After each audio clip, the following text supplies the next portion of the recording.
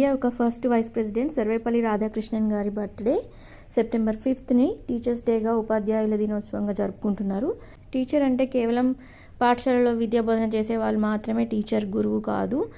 మనకి భయం, భక్తి, క్రమశిక్షణ, జ్ఞానము, బుద్ధి ఇవన్నీ నేర్పించే వాళ్ళు ఎవరైనా కూడా టీచర్ అవుతారు, గురువు అవుతారు. మా నాన్న ట్రైబల్ వెల్ఫేర్ రెసిడెన్షియల్ స్కూల్లో టీచర్ అండ్ ప్రిన్సిపల్గా రిటైర్ అయ్యారు. మా నాన్న నుంచి బోలెడంతా భయం, భక్తి, క్రమశిక్షణ అయితే నేర్చుకున్నాం మా నాన్న వలన. మా అమ్మ మాత్రం ఏ స్కూల్లో టీచర్గా పనిచేయలేదు. అయినప్పటికీ మాకు మా అమ్మ ఒక మంచి టీచర్. ఎందుకంటే మాకు మంచి బుద్ధి, జ్ఞానం, సంస్కారం, పెద్దల పట్ల గౌరవం, ఇంకా పశువులు, మొక్కల పట్ల ఇష్టము, జాలి, దయని కలిగి ఉండడాన్ని నేర్పించింది. ఇవే కాకుండా మా చదువుపై ఎప్పుడూ శ్రద్ధ వహించేది. దీన్ని బట్టి చూస్తే టీచర్ అవ్వాలంటే స్కూల్లోనే పనిచేయాల్సిన అవసరం లేదు. గ్రాడ్యుయేషన్, పోస్ట్ గ్రాడ్యుయేషన్ చేసున్న వాళ్ళే టీచర్ అవ్వాలని లేదు.